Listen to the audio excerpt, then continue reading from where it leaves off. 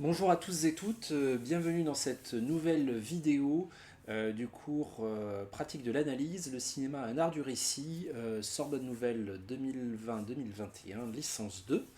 Dans la précédente vidéo, on a parlé du paysage comme enjeu narratif et ça a fait émerger un autre enjeu qui va être celui autour duquel va tourner cette vidéo-là, c'est l'enjeu du temps long au cinéma, ou en tout cas des variations de manipulation de la matière-temps à l'intérieur de l'image. Alors ici, on ne va pas parler des variations de vitesse de l'image, comme on l'a fait notamment quand on a parlé du miracle des fleurs, le film de 1925 sur la pousse des plantes en accéléré. On a déjà dit des choses à ce sujet, et puis vous aurez surtout le cours Histoire des formes filmiques en licence 3 qui va aborder de manière très directe cette question. Donc là, la question dont on va parler, c'est la question de l'écoulement du temps, de la manipulation de l'écoulement du temps à travers le film, à travers les plans, à travers l'image. Déjà, ce qu'on a vu avec les exemples de Laurence d'Arabie, du plaisir ou de The Country Doctor, c'est que si, en fonction du temps que l'on passe devant une image, cette dernière se met à raconter des histoires qu'elle n'aurait peut-être pas racontées si on avait passé un temps beaucoup plus court. Par exemple, l'idée de l'imprégnation du lieutenant Lawrence dans le spectacle merveilleux du désert, dans le film de David Lean, serait moins passé sans doute si on n'avait pas eu un temps assez long du film pour nous présenter cette rencontre. Donc ce qu'on va chercher à montrer ici, en fait, c'est que les conceptions du cinéma dans lesquelles on se contente d'illustrer, de mettre en image un scénario, c'est-à-dire une intrigue principale, avec le régime du rendement le plus fort possible, le régime du divertissement le plus intense possible, avec l'idée qu'il faut en permanence bombarder les spectateurs d'enjeux narratifs très clairement identifiés et clairement écrits dans le scénario. Cette idée qui est un peu dominante dans le cinéma de grands spectacles, de grande consommation aujourd'hui, en fait, elle est peut-être, c'est bien parfois de s'en émanciper, c'est bien parfois d'explorer. Elle peut donner de grandes choses, hein. Je ne la dénigre pas en soi, mais c'est bien aussi d'explorer d'autres façons de concevoir le cinéma, et notamment des manières de présenter des actions avec un temps a priori plus long qu'on passe, nous spectateurs, devant elles, un temps plus long que ne le voudrait la logique du rendement ou du divertissement automatisé. Un temps plus long, on va passer un temps plus long devant ces images et devant ces plans que le temps nécessaire à la communication de leur information narrative principale, la manière dont elles servent l'intrigue. Par exemple, le colonel Lawrence, décidément le lieutenant Lawrence, dans Lawrence d'Arabie, dans l'extrait qu'on a vu lors de la précédente vidéo, si c'était juste agi de dire il se déplace dans le désert pour aller d'un point à un point B, on aurait pu faire ça en 10 secondes. Mais là, on a fait ça en 3 minutes. Et donc, on est sorti de l'information narrative scénaristique principale, qui, elle, pouvait être communiquée en 10 secondes. On a pris le risque d'ennuyer entre guillemets les spectateurs, c'est-à-dire de leur présenter un temps plus long que celui nécessaire à la transmission de l'information scénaristique principale. Et grâce à ça, on a réussi à raconter une autre histoire, parce qu'on a passé du temps devant l'image.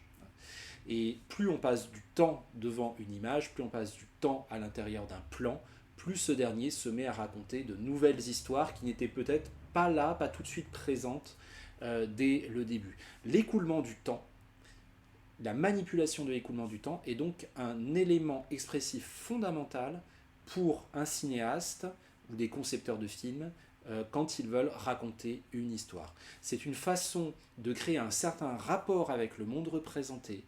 C'est une façon de créer un certain rapport rythmique entre le film et les spectateurs, et c'est une façon de désigner, par exemple, c'est une façon d'amener aussi une certaine forme de contemplation, hein, à l'intérieur du film, de forcer en quelque sorte les spectateurs à s'extraire de la logique du rendement, de la productivité narrative, pour retrouver vraiment la sensation du temps qui passe. pour retrouver la sensation de la contemplation gratuite, hein, qui peut-être aujourd'hui dans notre civilisation est un bien rare, parce qu'on est en permanence sollicité par des choses autour de nous, et notamment par des événements médiatiques, notamment par des micro-histoires, hein, toutes celles qui s'affichent sur l'écran de notre smartphone, par exemple, dès qu'on le sort de notre poche, parce qu'on a 5 minutes à tuer, parce qu'on attend quelqu'un qui est en retard à un rendez-vous, et au lieu de regarder le monde, au lieu de prendre le temps de simplement respirer et d'exister, finalement, on a besoin de se remplir en permanence de ces micro-événements narratifs que les médias numériques nous amènent en permanence. Alors peut-être que le cinéma aujourd'hui, et c'est peut-être la raison pour laquelle il y a ce grand courant dans les années 2000 qu'on appelle le cinéma contemporain, le contemporary contemplative cinéma, donc le cinéma contemporain contemplatif, peut-être qu'une des fonctions du cinéma en tant que média et en tant qu'art, c'est aussi parfois de nous forcer à retrouver la sensation d'un temps qui s'écoule, à retrouver peut-être une forme d'ennui, mais un ennui productif, un ennui contemplatif, quelque chose qui serait de l'ordre de la stase, hein, de l'arrêt, et peut-être que grâce à ça, en fait, grâce à ce ralentissement du temps, grâce à cette relative improductivité apparente en termes de récit, les films qui cultivent le temps long pourrait nous permettre de retrouver d'autres dimensions de l'existence, de notre propre existence, et pourrait nous permettre de comprendre qu'il se passe en fait des choses, même lorsqu'il semble ne rien se passer en termes d'événements scénaristiques, il se passe en fait des choses, il y a toujours des événements qui se produisent. Autrement dit, le fait de passer du temps devant une séquence ou devant un plan qui a priori a épuisé ses informations scénaristiques principales, c'est voir surgir, c'est la chance de voir surgir d'autres histoires, d'autres événements narratifs que les films nous proposent à partir du moment où on accepte ce jeu qui consiste à s'accorder au temps long qu'ils nous proposent. Donc c'est à chaque film de configurer, en fait, en fonction de sa gestion du temps, ce qui est un événement ou non à l'intérieur de ce film-là. Dans certains films où le temps est long, eh bien, par exemple, le fait que des feuillages bougent agités par le vent redevient un événement. C'est le cas dans The Country Doctor de Griffiths, c'est le cas dans Le Déjeuner de bébé des Frères Lumière, et c'est le cas dans des films plus contemporains, tout aussi bien, qui cultivent le temps long, alors même que si vous êtes devant un film d'action pétaradant, qui peut être par ailleurs tout à fait réussi sur d'autres aspects, hein, que vous n'avez à aucun moment le moment de la contemplation, il peut y avoir du vent dans les feuillages à un moment donné en arrière-plan parce que le héros court dans un parc par exemple, mais vous n'y prêterez aucune attention parce que le film n'aura pas configuré votre attention de manière à ce que vous considériez ce mouvement des feuilles dans les arbres comme étant un véritable événement entre le narratif et le poétique. D.W. Griffiths d'ailleurs disait à la fin de sa vie que les films contemporains, donc c'était ceux du cinéma hollywoodien classique, manquaient justement de ça, manquaient du vent dans les arbres et de ce plaisir, de cette contemplation-là, de ce temps qu'on prend à regarder ça. Mais ça peut être toutes sortes d'autres événements. Hein. Je prends le vent dans les arbres simplement parce qu'on a vu quelques extraits qui permettent de l'illustrer, mais ça peut être tout ce qui se passe à partir du moment où on décide d'observer le monde sans attente préalable, de s'accorder à son rythme et de voir surgir, de laisser émerger en fait toutes les histoires qu'il contient. Et le cinéma, en tant qu'art de la reproductibilité mécanique, qui capture l'empreinte du monde et qui nous la restitue, est un art parfait pour nous permettre de passer du temps devant les images et pour nous permettre de voir émerger ces histoires cachées qui sont à l'intérieur du monde et auxquelles nous ne prenons pas garde la plupart du temps.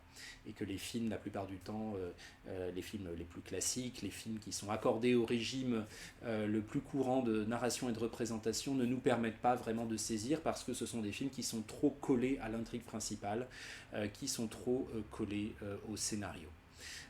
Donc un cinéma du temps long, émancipé en grande partie de l'injonction à divertir immédiatement par des enjeux scénaristiques immédiats. Voilà ce qu'on va explorer aujourd'hui dans cette vidéo. Et donc pour cela, il faut bien que je vous dise une chose, c'est que il faut absolument éviter par rapport aux extraits qu'on va visionner de les passer en accéléré.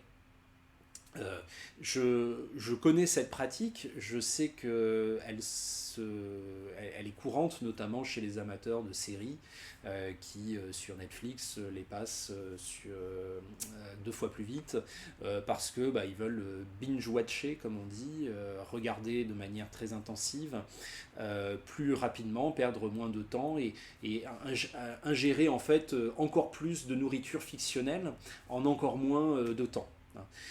Je pense que si on fait ça avec le cinéma, et notamment avec ces films qui cultivent le temps long, à la limite ça sert même à rien de les regarder. Autant dire que c'est pas pour nous et passer son chemin. Puisque là on est vraiment face à des films dans lesquels le temps qu'on passe devant les images a été précisément manipulé par le cinéaste ou la cinéaste pour laisser émerger certaines dimensions cachées à l'intérieur de l'image, certaines dimensions qui surgissent à partir du moment où on accepte de passer ce temps long avec le film. Donc si on ne l'accepte pas et si on multiplie par deux, si on accélère le film, en fait, on rate complètement l'expérience qui nous est proposée. Donc voilà, surtout ne faites pas ça. Prenez peut-être le temps donc de visionner ces extraits in extenso et éventuellement surtout de visionner l'ensemble des films par la suite. Je ne vous dis pas là pour ce semestre forcément, ce sera peut-être un petit peu compliqué, mais en tout cas pour votre vie future de spectateur, puisque les films dont on va parler ici sont des films tout à fait passionnants. Alors, je vous propose de commencer par un extrait qui va faire le lien entre le désert de Lawrence d'Arabie et puis la question du temps long tel qu'on va la travailler ensuite. C'est un extrait qui arrive à la fin du film de Gus Van Sant, Jerry, qui date de 2002. Alors, vous savez peut-être que Gus Van Sant, qui est un cinéaste très éclectique et parfois un peu inégal aussi, on peut le dire, il n'a pas réussi tous ses films, eh bien, il a, après avoir notamment donné beaucoup, je dirais, avec des films comme Good Will Hunting ou À la rencontre de Forrester à la fin des années 90, il a pas mal donné à une industrie du divertissement, du cinéma narratif dominant dans laquelle il s'était inséré avec des réussites diverses. Et dans les années 2000, en fait, il est arrivé avec 4 films. En fait, il a tourné 4 films avec les petites caméras numériques, qui étaient à ce moment-là quelque chose de nouveau. Et ces 4 films sont 4 chefs-d'œuvre éblouissants. Il s'agit donc de Jerry en 2002, de Elephant en 2003, qui a eu la Palme d'Or à Cannes d'ailleurs cette année-là, de Last Days en 2005, qui est un film sur les derniers jours de Kurt Cobain, le chanteur et guitariste de Nirvana, même si le personnage dans le film n'est pas nommé de la même façon, et puis Paranoid Park en 2007.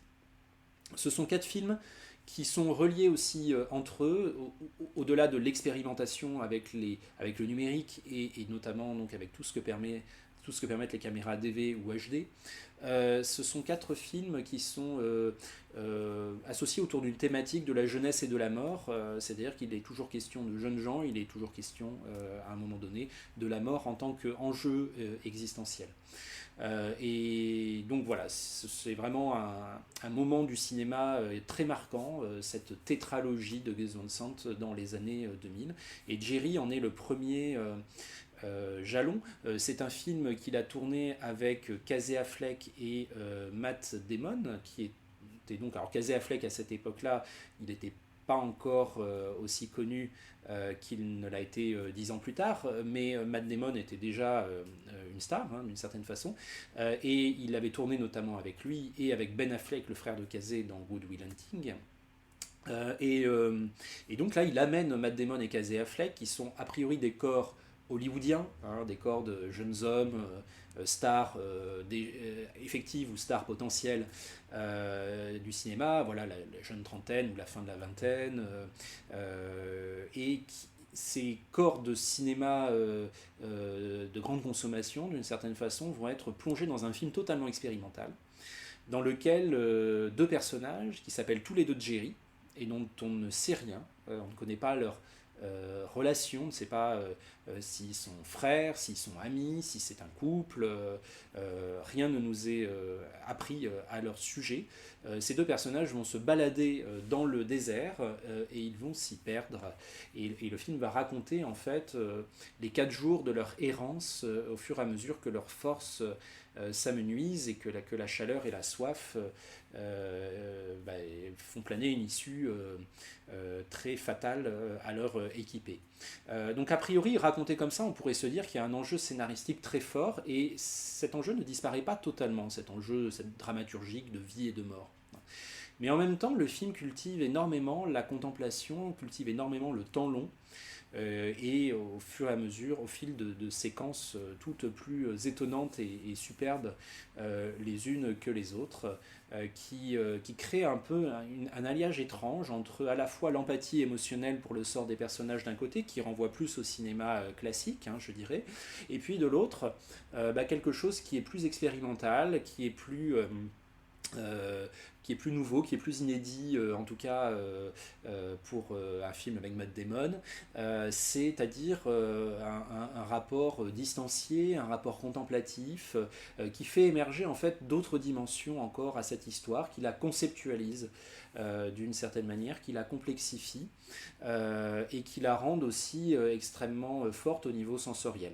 Donc c'est ce qu'on va voir avec un plan qui se déroule à la toute fin du film et qui est un plan assez long, je vous le préviens. Et ce qu'il faudrait faire, c'est rentrer à l'intérieur de ce plan, voilà, encore une fois, sans faire d'avance rapide, sans aller à la fin directement, parce qu'on perdrait complètement l'expérience qui nous est proposée et ça, finalement le plan ne voudrait plus rien dire si on lui retirait le temps qu'il dure, hein, puisque le temps, l'écoulement du temps est une matière expressive propre au cinéma, comme le dit d'ailleurs très bien Andrei Tarkovsky dans le livre Le temps scellé, que vous allez peut-être lire pour ce cours si vous voulez rendre le dossier associé à ce livre, tel que je vous l'ai présenté dans un des précédents messages que vous avez reçus. Donc là, on est dans une réflexion très tarkovskienne qui commence avec Jerry. C'est l'aube du 4e jour et les deux personnages sont vraiment dans un état très dégradé et ils se traînent sur un désert de sel pendant que le soleil se lève. Pendant qu'on visionne ce plan, on peut aussi l'écouter avec attention parce que une des caractéristiques aussi de cette tétralogie de Gus Van Sant, c'est que ce sont des films qui ont fait l'objet d'une conception sonore extrêmement intéressante, complexe, étonnante, etc. Et il y a un travail à la fois bruitiste et musical pendant cette séquence qui est aussi de l'ordre de la contemplation, je dirais, auditive et qui communique aussi certaines dimensions particulières à l'image. Donc voilà, j'enlève mon image à moi.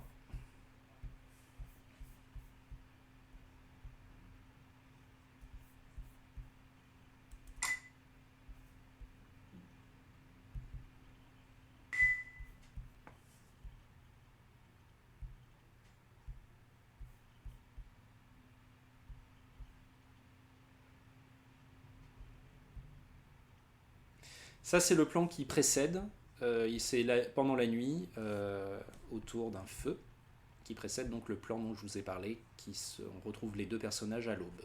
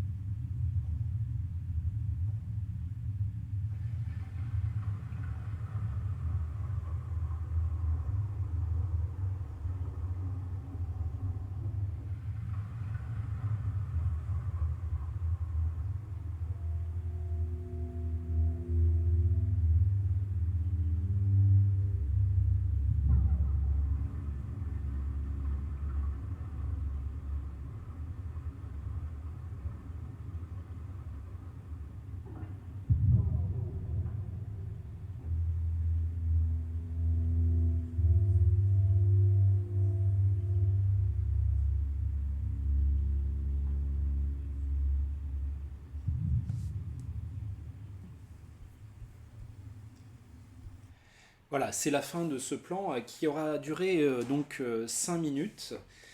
Plan très immersif. Alors, il faut dire aussi une chose à propos de la question du plan long, hein, c'est que en fait, il n'y a pas de, c'est pas une question de chronomètre, la question du plan long, hein.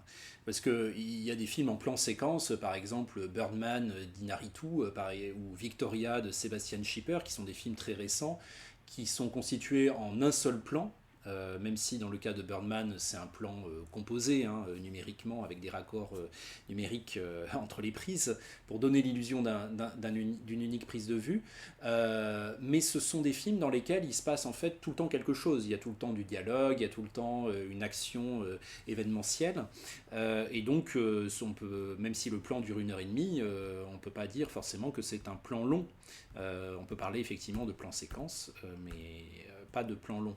Un plan long, en fait, c'est un plan dont la durée excède notre habitude de spectateur par rapport à l'information scénaristique qu'il délivre. Donc là, par exemple, si l'idée c'est de dire, si on était dans un film d'aventure hollywoodien courant, et que l'idée c'était de dire simplement, eh bien, les personnages sont épuisés et ils marchent en titubant et à tout petits pas parce que ils sont proches de la fin de leurs ressources physiques.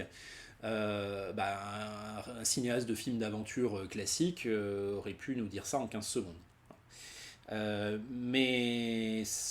Donc la délivrance de l'information scénaristique, elle peut passer en beaucoup moins de temps que le temps qu'on a passé devant ce plan, ce qui veut dire qu'on est vraiment dans une poétique du plan long. Alors cette poétique du plan long, elle a plusieurs vertus. Elle amène plusieurs choses qui sont intéressantes ici. Elle amène notamment une participation à la pénibilité du trajet, du parcours des personnages, qui est beaucoup plus forte, en fait, parce que finalement, cette pénibilité, cette, comment dire, ce temps interminable qu'il passe à marcher, est aussi retranscrit dans l'expérience du film. Ce n'est pas qu'une information narrative, ça devient aussi une expérience spectatorielle. Donc ça a déjà un intérêt qui est tout à fait sérieux.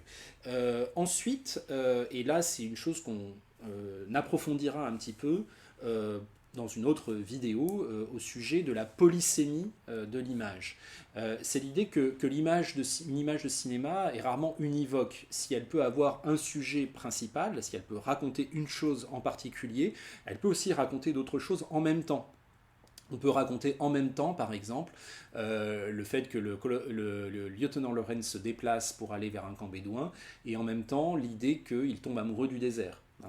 On peut raconter en même temps le trajet entre la gare et l'église des prostituées du film Le Plaisir de Max Ophuls, et en même temps raconter qu'il se passe quelque chose, une sorte de révélation spirituelle au contact de la nature.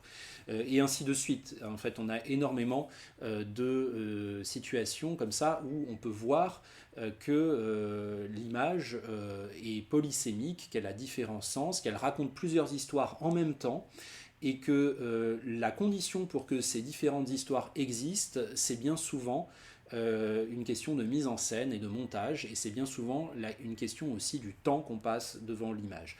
Plus on passe du temps devant une image, et plus on laisse les autres histoires, celles qui ne sont pas l'information scénaristique principale, émerger et venir à notre esprit de spectateur. Et donc on va notamment voir émerger des connotations pour ces images. Et les connotations, c'est ce que l'image ne montre pas directement, mais c'est ce qu'elle symbolise. C'est ce qu'elle évoque dans notre esprit par un jeu d'association. Ici, par exemple, on peut voir émerger une connotation qui est celle des âmes errantes. Ces deux personnages qui sont réduits à n'être plus que des silhouettes, comme des petites flammes sombres sur un grand océan tout blanc qui ressemble à un décor de l'au-delà, hein, d'un autre monde, quasiment d'une autre planète. Ça renvoie à l'iconographie des âmes errantes, c'est-à-dire que ça désigne ces personnages comme étant déjà condamnés, comme étant en quelque sorte des cadavres en sursis. Cette activité connotative, alors, elle n'est pas obligatoire non plus, c'est-à-dire que c'est la liberté du spectateur, en fonction de sa culture, en fonction de son attention, etc., de voir émerger ce type de signification, mais peut-être que tous les spectateurs ne la conscientiseront pas, peut-être que tous les spectateurs ne la remarqueront pas dans ces termes-là. Hein, c'est une possibilité de l'image, en fait, une possibilité expressive de l'image, mais qui existe à partir du moment où on passe du temps devant l'image, qui a beaucoup plus de chances d'émerger à partir du moment où on passe du temps devant l'image. Et puis, vous avez remarqué aussi qu'au fur et à mesure, là je vous parle en vous repassant ce plan, et puis au fur et à mesure, la lumière change, la couleur change, parce que le jour est en train de se lever. Et le jour qui se lève en direct, c'est quelque chose qu'on voit quand même très rarement au cinéma. Dans Lawrence d'Arabie, alors oui, on a vu le disque solaire émerger lentement à l'horizon, mais ça s'est fait, on a passé 10 secondes devant cette image, et puis après on était en plein jour. Ici, on a 5 minutes de film qui sont consacrées à cette action-là, finalement, puisque au niveau des personnages, il ne se passe rien de spécial, ils marchent toujours exactement de la même façon, il n'y a pas d'événement qui vient perturber quoi que ce soit. Le sujet principal du plan, l'histoire principale que ce plan raconte, on finit par le comprendre à la fin du plan, grâce au temps qu'on a passé devant lui. C'est l'histoire du jour qui se lève. C'est l'histoire d'un phénomène naturel. Et on retrouve en fait, avec le prétexte narratif de suivre ces deux personnages en perdition dans le désert, on retrouve, grâce à ce film, une forme de contemplation d'une histoire éternelle sur le plan anthropologique qui renvoie à une histoire que nos ancêtres très lointains ont vécue maintes et maintes fois. C'est l'histoire sans cesse recommencée du jour qui se lève. Et que, évidemment, dans nos civilisations techniciennes confortables dans lesquelles la lumière ne disparaît jamais totalement, puisqu'il y a de l'éclairage à peu près partout, on a un petit peu oublié ce lien fondamental qui existe entre les êtres humains et la lumière environnante. Eh bien, ce plan est l'occasion, tout en suivant ces deux personnages auxquels il n'arrive rien de spécial à ce moment-là par rapport à leur situation au début du plan, c'est l'occasion de retrouver le sens événementiel du jour qui se lève, de retrouver finalement un événement narratif nouveau qui émerge progressivement au fur et à mesure des quelques minutes que l'on passe devant ce plan. Et donc si on veut vraiment se convaincre que c'est un sujet principal du plan, il suffit de revenir de minute en minute au début du plan. Là, à chaque fois, je vais sauter une minute. Et on voit très bien comment la teinte générale du paysage progresse et comment nous avons assisté à un véritable lever du jour. Et nous avons assisté à ce lever du jour de façon événementielle aussi parce que nous suivons ces deux personnages. C'est-à-dire que ce n'est pas non plus une contemplation pure et simple, comme dans un film d'art qui ne montrerait que ça, le soleil qui se lève. On reste dans un film de fiction et on reste en train de suivre des personnages auxquels il arrive quelque chose. Or, ce qui leur arrive, cette intrigue principale qui est la lutte pour leur survie, elle renforce beaucoup le côté événementiel du jour qui se lève. Parce que c'est le 4e jour et vous voyez l'état dans lequel sont les personnages. C'est un état qui est particulièrement compliqué. On sent bien qu'ils ne vont pas passer une journée supplémentaire. Que ce jour qui se lève, autrement dit, c'est le dernier pour ces personnages. Et donc on a l'opportunité d'assister, grâce à l'empathie émotionnelle qui nous lie au personnage, à cet événement narratif nouveau qui est le jour qui se lève. On a l'opportunité d'assister à cet événement avec une dimension existentielle très forte, parce que ce jour qui se lève, c'est le dernier. On est face à des condamnés. On est en train d'accompagner des condamnés, on voit en même temps qu'eux le jour qui se lève, et on sait que le jour qui se lève, c'est la chaleur et la soif qui vont revenir et qui vont sans doute être fatales. Donc il y a cet enjeu dramaturgique, et puis il y a cette méditation existentielle, sombre, sur l'idée que pour les hommes qui se savent condamnés, le jour qui se lève prend une dimension, lorsque c'est le dernier, prend une dimension tout à fait exceptionnelle. Donc voilà, je dirais, les principales dimensions narratives que le plan long ici permet de faire émerger. Et puis à la fin, on a aussi un très beau raccord. Je vous montre ici. Et qu'est-ce qui fait le caractère saisissant de ce raccord? Eh bien, c'est le temps long qu'on a passé dans le plan précédent. Parce qu'à partir du moment où on est rentré dans le plan précédent et où le plan précédent a duré beaucoup plus qu'il n'aurait dû dans un cinéma du rendement narratif, il n'y avait plus aucune raison qu'il s'arrête à un moment donné. On n'avait plus de repères, nous spectateurs, pour nous dire ah là, le plan a épuisé ses informations narratives, on va passer à un suivant. Donc on était dans un moment de stase dans lequel l'appréhension latente et l'appréhension du plan suivant devient d'une incertitude totale. Résultat, quand la coupe survient, et c'est une coupe très nette, notamment parce qu'on a un changement d'axe perpendiculaire par rapport au trajet des personnages, quand la coupe survient, elle a vraiment un aspect tranchant. Autrement dit, le plan long ici, a restauré aussi le caractère événementiel de la coupe du montage. La coupe du montage ici n'est pas un simple raccord auquel nous, spectateurs, on s'attend parce qu'on a nos habitudes des films et des séries traditionnelles.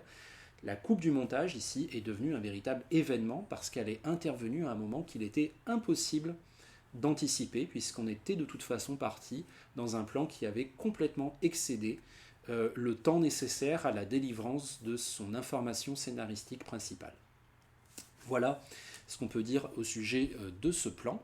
Et à présent, je veux vous montrer d'autres façons de travailler sur le plan long au cinéma, sans que ce soit évidemment exhaustif. Excusez-moi, j'ai perdu, voilà. C'est bon. Sans que ce soit évidemment exhaustif, puisqu'il y a des centaines et des centaines d'exemples de ce type de manipulation au cinéma. Je vous mettrai peut-être un petit article que j'ai écrit sur la question du plan long dans l'espace de cours sur eCampus, simplement, voilà, pour si jamais, excusez-moi, si jamais le sujet vous intéresse, sans que ce soit indispensable de le lire pour le cours et pour l'évaluation. Donc ça ne vous rajoute pas de travail, mais vous pouvez le prendre comme une extension des thèmes proposés par le cours au cas où ça vous intéresse. Et donc, vous disais-je, on va maintenant faire un petit saut par le film Jeanne Dielman, 1080 quai du Commerce, Bruxelles, réalisé par Chantal Akerman en 1976, qui est un film qui dure environ 4 heures. Alors après, la durée totale d'un film, évidemment, n'a pas grand-chose à voir avec l'idée qu'on est dans le temps long ou non. On peut avoir un film de 3h30 ou de 4 heures qui est en permanence, qui nous bombarde d'événements narratifs, d'une intrigue palpitante, etc. Enfin, il n'y a pas de contre-indication à ça. Et à l'inverse, on peut avoir des films très courts, d'une dizaine de minutes, même pas, qui travaillent déjà sur la question du temps long. Encore une fois, la question du temps long, voilà, c'est pas une question de chronomètre, c'est vraiment une question de correspondance entre la durée accordée à certaines images et les réflexes spectatoriels par rapport à la délivrance des informations scénaristiques principales que contiennent ces images. Donc le Jeanne Dielman, 1080 quai du Commerce, Bruxelles, c'est un des films les plus, enfin, comment dire, c'est peut-être les plus difficiles et les plus saisissants de l'histoire du cinéma.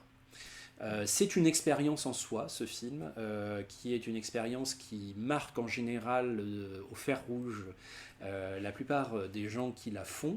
Je ne dis pas que tout le monde l'apprécie, ce serait faux de dire ça, mais en tout cas, tout le monde s'accordera à dire qu'il s'agit d'une expérience très engageante de cinéma. On va accompagner une femme, Jeanne Dielman, celle qui habite 1080 quai du Commerce, tout au long d'une série de gestes quotidiens qui se déroulent principalement dans son appartement. Chantal Akerman est une cinéaste rare et précieuse qui a navigué entre le cinéma de fiction traditionnel, le documentaire de création et le cinéma expérimental, voire l'art vidéo. Elle a une œuvre absolument considérable et qui s'étale entre la fin des années 1960 et la fin des années 2010. Elle a disparu récemment, elle s'est suicidée il y a quelques années et elle laisse voilà, une œuvre extrêmement singulière et très, très forte, très puissante pour penser les différents problèmes que pose le cinéma en tant qu'art et en tant que médium, et pour penser aussi les différentes histoires que le cinéma peut raconter sous toutes ses formes, que ce soit la fiction, le documentaire ou le cinéma de pure création. Et Jeanne Dielman voilà, est un petit peu à la frontière entre tout ça. C'est un petit peu l'opus magnum de Chantal Akerman, mais aussi un de ses films les plus radicaux. Et donc je ne peux que vous conseiller d'en faire l'expérience sur la totalité, de prendre ces 4 heures-là dans votre vie. Mais en tout cas, ici, je vais vous inviter à prendre 10 minutes pour visionner le début de ce film, qui permettra déjà de se faire une idée assez intéressante, je l'espère, en tout cas assez fidèle de l'expérience à laquelle le film nous convie.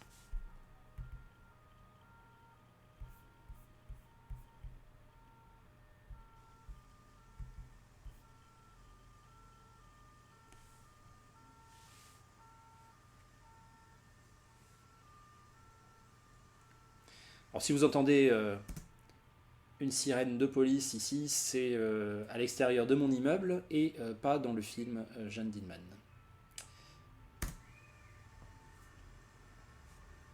Et je me rends compte à l'instant que j'ai noté le titre du film en me trompant, donc excusez-moi pour cette erreur, c'est un peu la fatigue.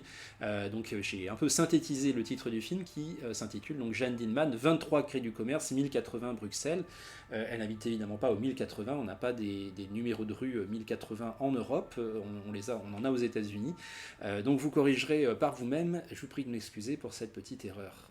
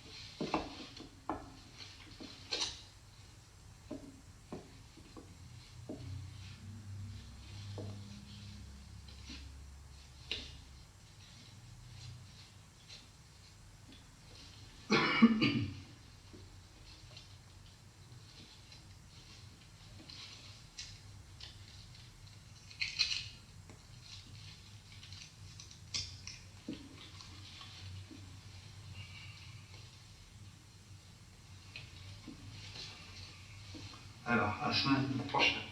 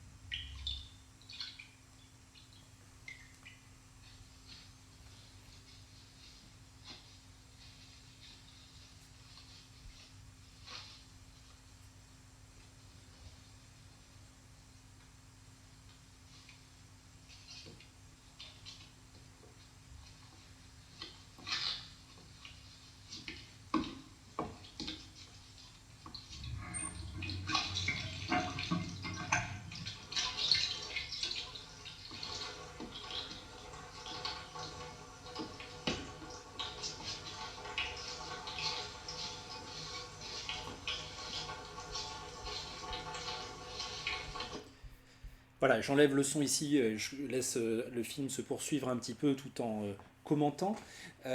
Jeanne Dielman, donc c'est un film qui pendant quasiment 4 heures va raconter les gestes du quotidien accomplis par cette femme incarnée par la grande actrice de l'époque Delphine Seyrig, qui est aussi une comédienne qu'on trouve aussi dans des formes de cinéma plus traditionnelles, hein, moins radicales, comme Matt Damon par rapport à Jerry. Euh, et, euh, et Delphine Seyrig, donc ici, incarne une femme qui, comme vous l'avez compris, est une prostituée. Enfin, en tout cas, se prostitue occasionnellement, reçoit chez elle certains clients. Et par ailleurs, elle est également la mère d'un jeune homme lycéen dont elle s'occupe. Donc elle a d'autres activités qui consistent notamment à tenir son intérieur propre et puis à faire à manger. Alors il y a notamment une séquence très fameuse dans Jeanne Dielman, parce que c'est un des moments où le film a poussé le plus son dispositif, c'est celle où on voit Delphine Seyrig éplucher des patates pendant je ne sais plus combien de temps précisément au niveau du chronomètre, mais un temps très long, hein. Même quand les plans sont plus courts, a priori, ils sont toujours, quasiment toujours dénués d'actions significatives en apparence, puisque consacrés en fait à des gestes du quotidien, comme ici par exemple mettre la table. D'autres gestes sont évidemment aussi liés à la condition un peu particulière de cette femme par rapport à son activité de prostituée, notamment le fait de se laver dans la baignoire avec le gant après la sortie de son client. Et ça, c'est un moment où déjà le plan est très long, hein, et on a senti qu'il excédait de loin la transmission de l'information narrative principale. Si l'idée c'était de dire elle se lave après le départ de son client, dans un autre film, ça peut être fait avec un plan qui dure 10 ou 15 secondes. Or ici, le plan dure bien, bon, je ne mets pas le chronomètre précis, mais 3 ou 4 minutes.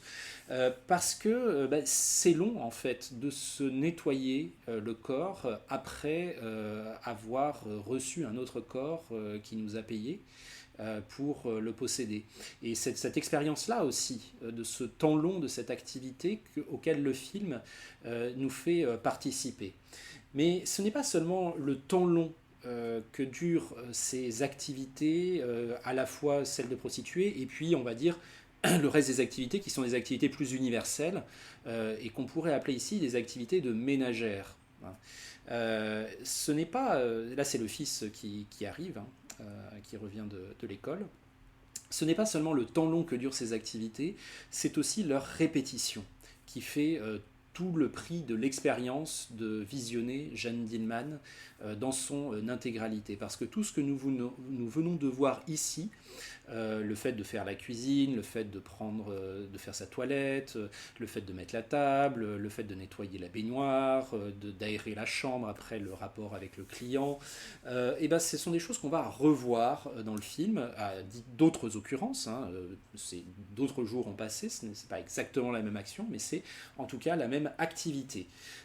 Et donc c'est la manipulation du temps dans Jeanne Dielman, elle porte aussi bien sur l'écoulement du temps long, ne pas faire d'ellipse vis-à-vis d'actions qui sont a priori anodines, et en même temps c'est un travail sur la répétition des gestes quotidiens, le caractère en fait aliénant de la vie quotidienne qui est un univers codifié de choses qui se répètent. Et en fait, devant Jeanne Dielman, en faisant cette expérience limite, devant laquelle forcément de temps en temps on s'ennuie un peu. La question n'est pas est-ce qu'on ne doit pas s'ennuyer au cinéma, la question est est-ce que l'ennui est productif de quelque chose d'intéressant. Si on s'ennuie devant un film Marvel, une super production, parce que c'est tourné de façon sérielle, parce que c'est très attendu, parce qu'on peut prévoir les rebondissements 3 minutes avant qu'ils arrivent, etc., c'est un peu tragique, parce qu'on s'ennuie devant un film qui a pris le parti de ne jamais nous ennuyer, de nous divertir à tout beurzingue. Si on s'ennuie devant Jeanne Dielman, je pense que ce n'est pas du tout un problème en soi à partir du moment où cet ennui n'est pas vécu comme un moment pénible ou un moment comment dire intolérable, mais où cet ennui vécu comme un moment de retour à la sensation du temps qui passe, d'empathie avec la vie passablement ennuyeuse et répétitive du personnage, qui nous est permis ainsi par les moyens du cinéma de véritablement éprouver. Pas seulement comme une information narrative, mais véritablement comme une expérience.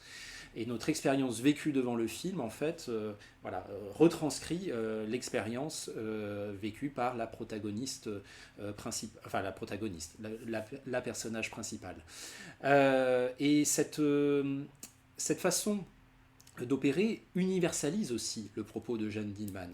C'est-à-dire que c'est un film aussi qui entend témoigner de la condition de nombreuses femmes à l'époque de sa réalisation. C'est peut-être un peu moins vrai aujourd'hui, notamment parce que la question des tâches ménagères est devenue une question un petit peu plus politique, qu'elle est peut-être... on a encore peut-être des progrès à faire, mais en tout cas, on va dire que c'est davantage partagé dans les foyers. De la même façon, les femmes aujourd'hui travaillent quasiment autant que les hommes à l'extérieur de la maison. Mais là, il y a plus de 40 ans et on est aussi face à un film qui, de façon indirecte, témoigne de la vie qui est réservée à ces femmes qui, d'une certaine façon, dont l'activité principale consiste à tenir un foyer. Et cette condition particulière, eh bien, il n'y a peut-être aucun autre film que Jeanne Dielman qui nous l'a fait éprouver de façon aussi intensive et aussi radicale, avec un côté un petit peu cauchemardesque aussi. Hein. C'est-à-dire que Jeanne Dielman peut aussi être pris, au fur et à mesure qu'il se développe, comme un véritable film d'horreur, au sens d'une remarque qu'avait faite le peintre et réalisateur Fernand Léger dans les années 1920. Il était essentiellement peintre, Fernand Léger, mais il a tourné un film qui s'appelle Ballet mécanique, qui est un film expérimental très intéressant, mais ce n'est pas mon propos ici.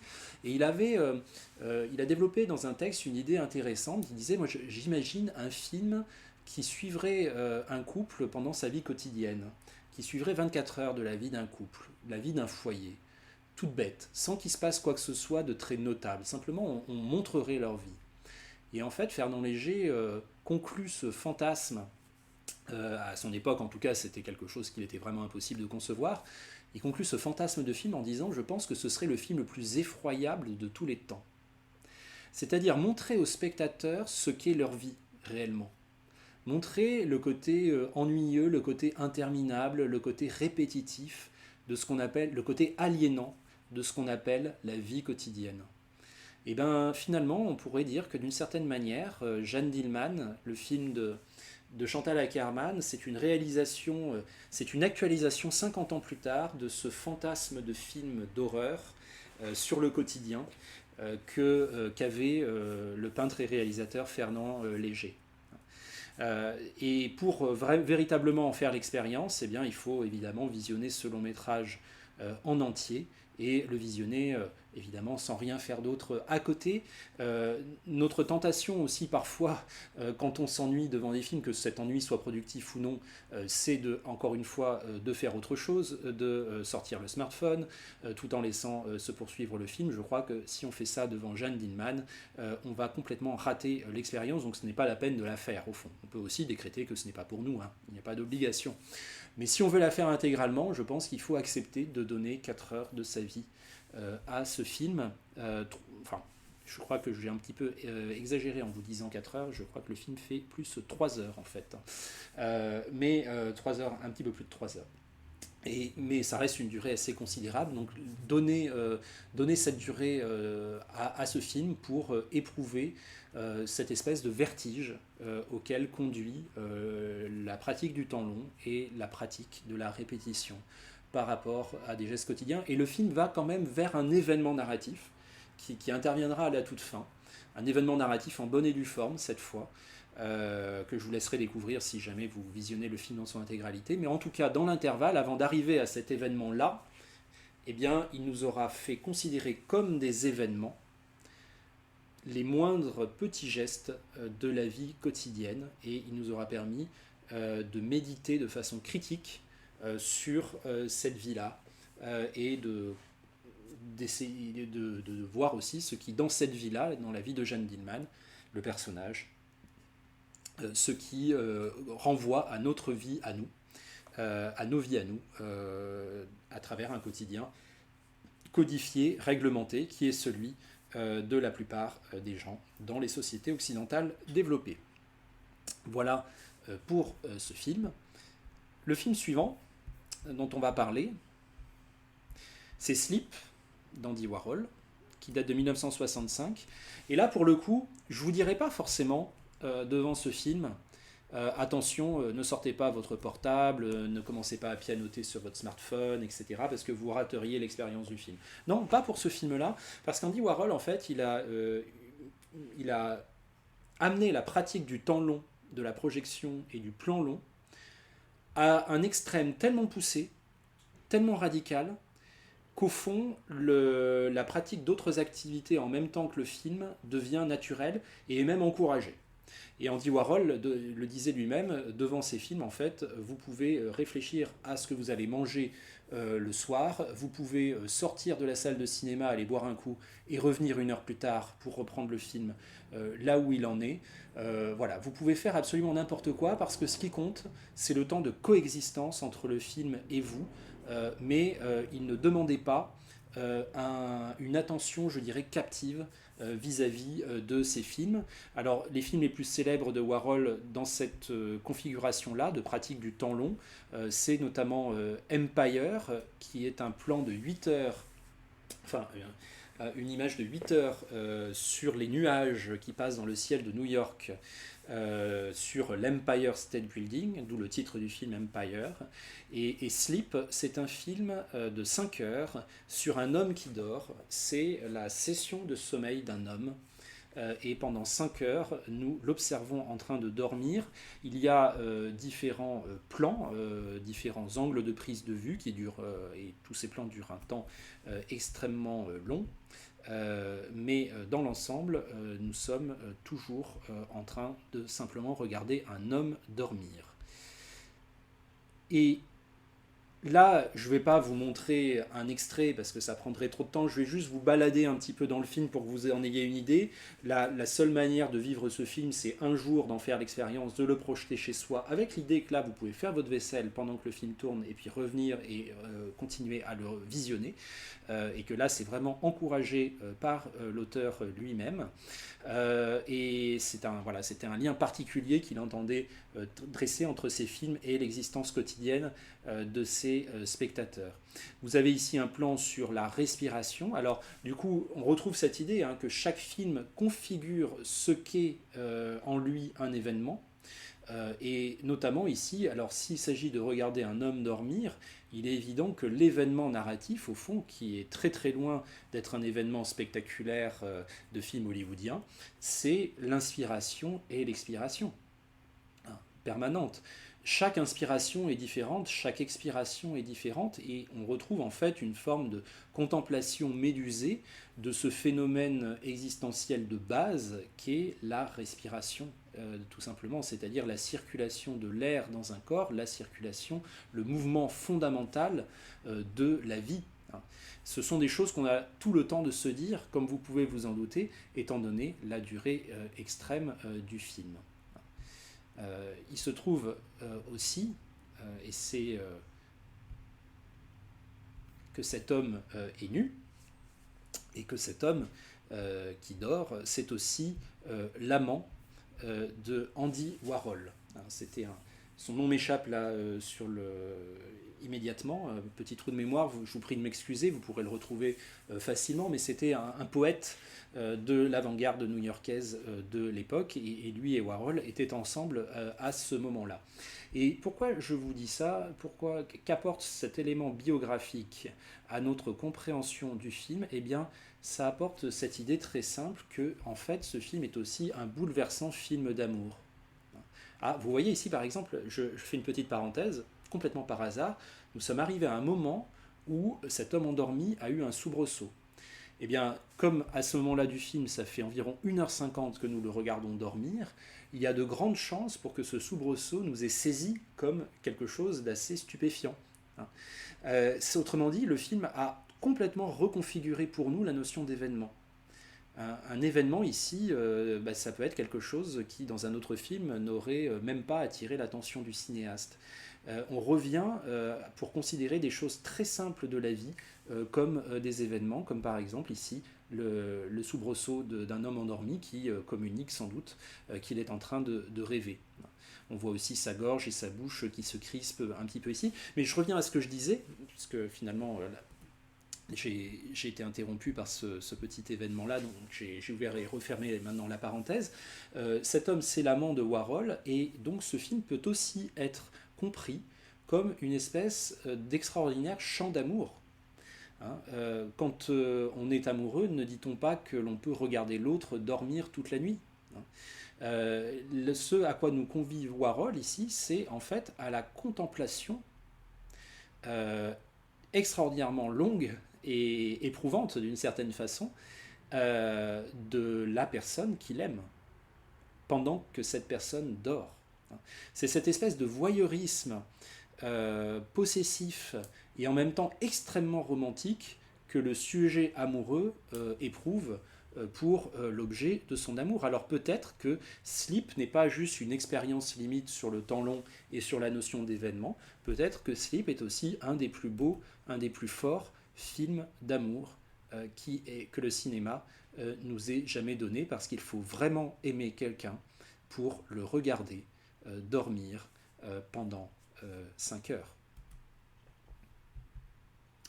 Je vous laisse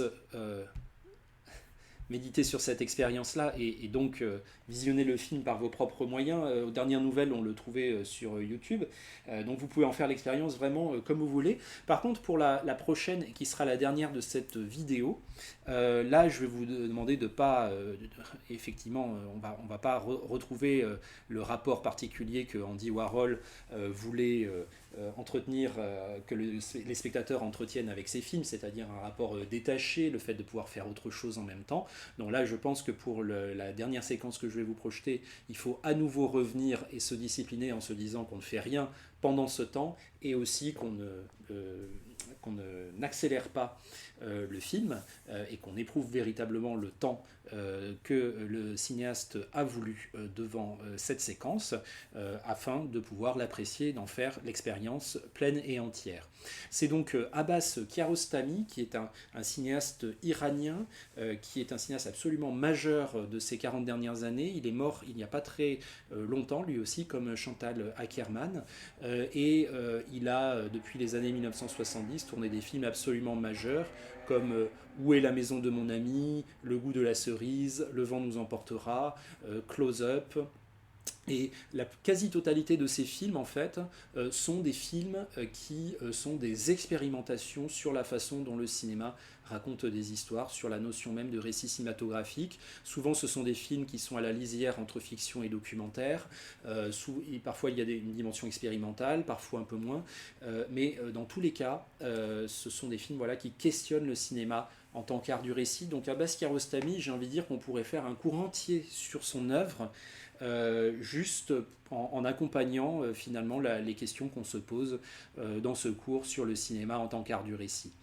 Et là, je vais vous montrer un moment vraiment étonnant, bouleversant, qui est le premier film qui compose Five. Alors Five, c'est une série de 5 courts-métrages, de 5 plans longs en fait, 5 plans qui sont très longs, tournés en numérique au début des années 2000, des plans qui sont des plans documentaires en apparence, c'est-à-dire qu'il n'y a pas de mise en scène, il n'y a pas d'histoire au sens fictionnel du terme, il s'agit d'observer le monde sous certains aspects et de voir surgir grâce à la longueur des plans de nouvelles dimensions, de nouvelles histoires.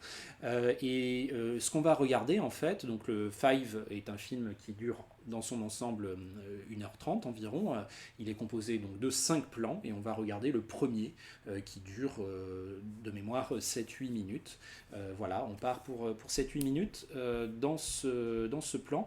Et mon conseil, si vous voulez bien le suivre, c'est de vraiment regarder très attentivement ce plan à vitesse normale, sans faire autre chose, pour vraiment faire l'expérience que Kiarostami a voulu que nous fassions sur la question du récit cinématographique.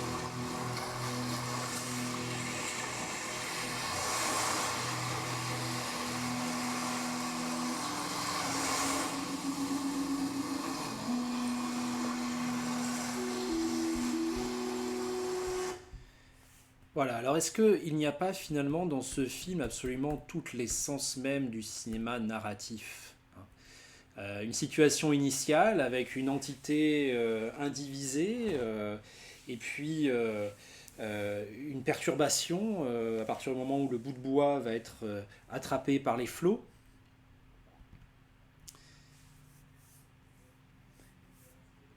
ce qui aboutit à un drame, le drame de la séparation,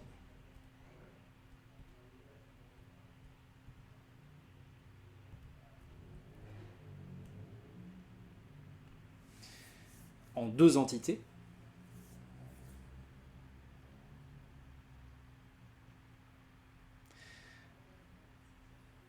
Deux entités qui vont par la suite, dont on va espérer par la suite qu'elles puissent se retrouver. Il va y avoir une forme d'espace entre elles, et cet espace ne va cesser de s'amplifier, mais à un moment donné, on va espérer que peut-être le mouvement général des choses les, leur permette de se rapprocher.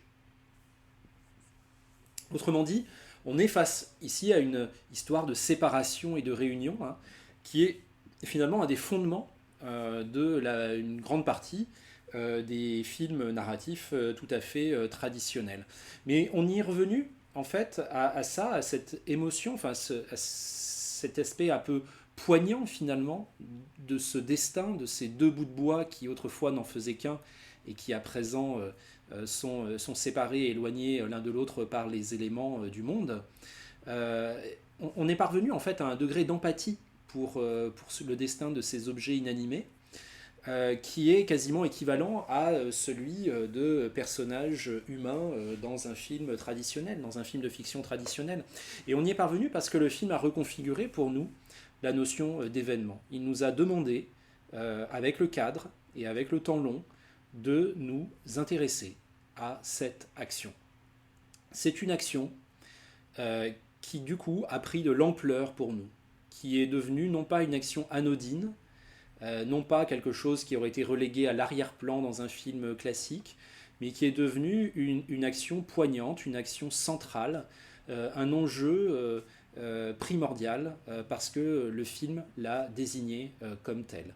Et il a fallu le temps, la petite dizaine de minutes que dure le film, pour que cette opération s'effectue véritablement, et pour que ce rapport émotionnel à la représentation puisse véritablement se construire, avec l'idée finalement voilà, qu'on perd toutes nos habitudes de spectateurs, tous nos repères habituels de spectateurs biberonnés au cinéma hollywoodien ou à Netflix, pour finalement nous retrouver face à un exercice de contemplation dans lequel on va retrouver les fondements de cette dynamique narrative qui nous attire tant dans le cinéma grand public. Mais on va les retrouver dans le monde, dans les petites choses du monde, dans les petites choses que nous propose la nature. Donc ici, on a un cinéaste qui, un peu à l'instar des frères Lumière à leur façon, a laissé la nature et donc en grande partie le hasard composer le film. Lui, il a défini sa position en tant que cinéaste, c'est-à-dire en tant que porteur du regard, en tant que vecteur de notre regard à nous de spectateurs. Mais au fond, le principal événement ici, narratif, auquel on assiste, c'est un événement, c'est la marche de la nature, c'est la marche des éléments, c'est les vagues qui se succèdent les unes les autres. Et comme la respiration, comme les inspirations et les expirations d'un homme endormi dans le Sleep d'Andy Warhol, le film Sleep, bien sûr, pas d'ambiguïté, eh bien, ici, chaque vague, comme chaque inspiration et chaque expiration de cet homme endormi, chaque vague est différente et chaque vague est un événement nouveau. Et finalement, dans le monde réel, pour peu que l'on soit d'humeur un petit peu contemplative, on peut aussi retrouver ça. Mais ici, ce qui est intéressant, c'est que le film nous y force, en fait. Il nous impose de prendre ce temps de regard pour considérer chaque vague comme un enjeu vital, comme un enjeu existentiel, parce que chaque vague peut éventuellement ramener le bout de bois, le plus gros bout de bois vers la plage, ou peut amener le plus petit bout de bois vers le large, et peut effectivement faire en sorte que les deux puissent se rapprocher. On ne sait d'ailleurs pas très bien ce qu'on espère là-dedans, parce qu'ils ne vont pas se recoller, hein, de toute façon, ces bouts de bois. Mais à la fin, on reste avec le petit qui est tout seul pendant que l'autre a disparu du cadre, et c'est une vraie tragédie, hein, c'est un vrai sentiment de solitude. On a recréé ça à partir donc du spectacle des petites choses de la nature, des petites choses du monde, et en laissant le hasard, des événements naturels composer la plus grande part du film. On a retrouvé aussi quelque chose peut-être d'une fascination enfantine au sens le plus noble du terme, pas infantile, hein. L'infantilisme, ce serait plutôt justement ce que nous sert parfois le cinéma hollywoodien qui veut en permanence capter notre attention et nous divertir à tout prix, même avec des solutions de spectacle parfois très grossières, parfois non, hein. Mais en tout cas, ici, il s'agit plus d'un rapport enfantin au monde, au sens d'un émerveillement premier de qui découvre le monde. Un jeune enfant peut passer effectivement 10 minutes à regarder un bout de bois voguer dans les vagues. Pourquoi est-ce qu'à l'âge adulte, ça semble beaucoup plus difficile? Pourquoi est-ce que c'est quelque chose qu'on fait beaucoup moins, à part quand vraiment on a une tendance méditative très forte, une tendance contemplative très forte? Pourquoi ça disparaît de l'horizon de la vie quotidienne, cet émerveillement, l'idée de voir le monde comme une espèce de gigantesque histoire qui se déroule sous nos yeux? Peut-être parce qu'on perd quelque chose en fait, hein, qu'on avait en étant enfant, qui est une capacité d'émerveillement et d'étonnement face au monde tel qu'il se présente. Et ici, on n'a même pas besoin d'un paysage luxuriant, hein. On est vraiment sur une plage sombre. L'angle de prise de vue, de toute façon, ne nous permet pas d'embrasser l'horizon ou quoi que ce soit d'autre. On est juste concentré sur cette action qui se déroule sous nos yeux. Ce bout de bois ballotté par les fleuves, scindé en deux, et les deux parties qui peut-être se retrouveront, peut-être non. C'est un vrai mélodrame en fait, d'une certaine façon, auquel nous assistons, mais ce mélodrame, il est tiré du monde, et pour que la dimension mélodramatique surgisse du monde naturel, il a fallu simplement qu'un cinéaste nous force à passer du temps devant cette image et devant cette action.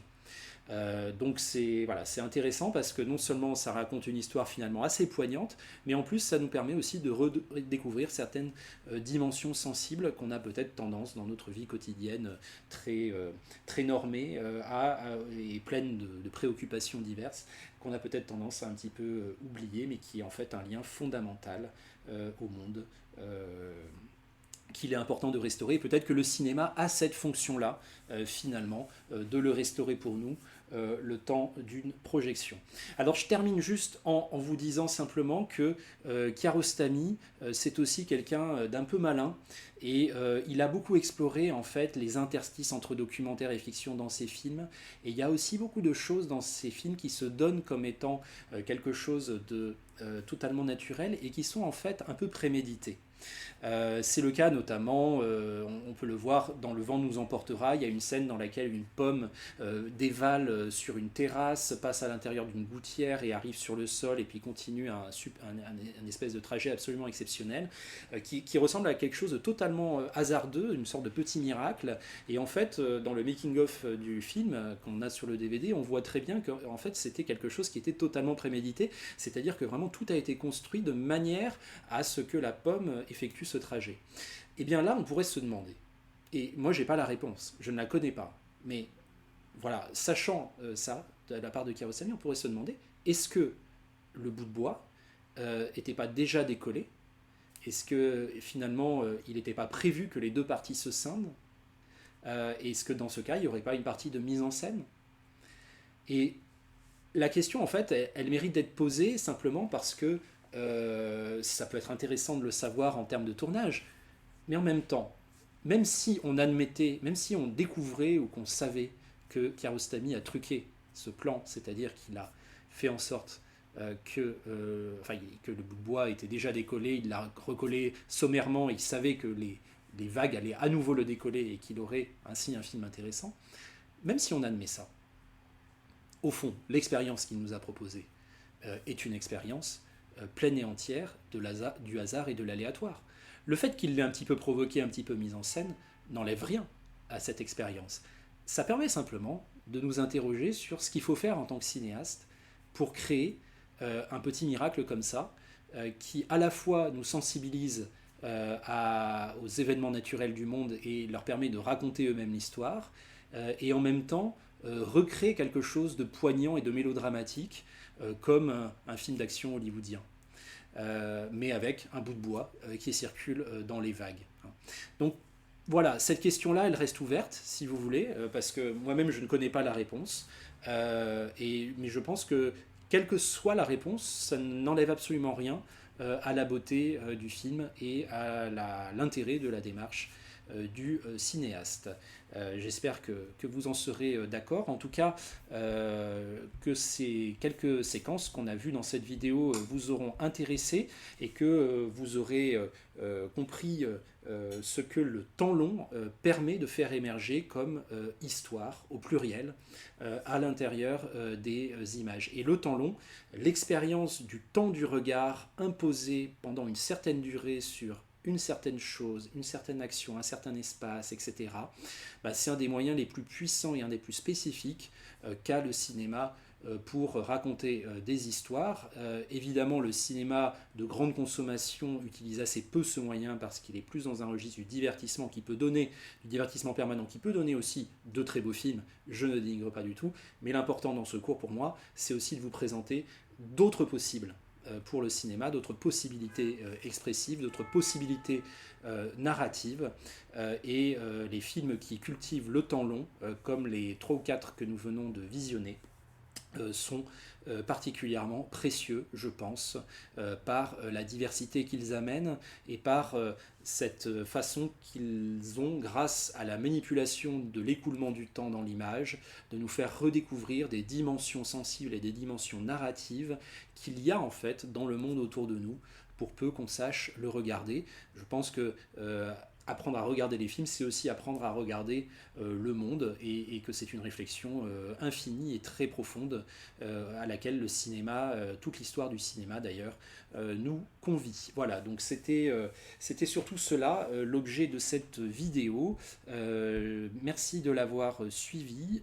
Je vous donne rendez-vous bientôt pour une poignée d'autres vidéos pour clore le semestre, sur d'autres questions, comme des questions notamment liées au montage. Et puis, comme je vous l'avais dit, on arrivera aussi sur la question du grand imagier, qui est un concept bien pratique aussi pour analyser les films sous l'angle du récit, sous l'angle spécifiquement cinématographique du récit. Voilà, à très bientôt et merci encore d'avoir suivi cette vidéo.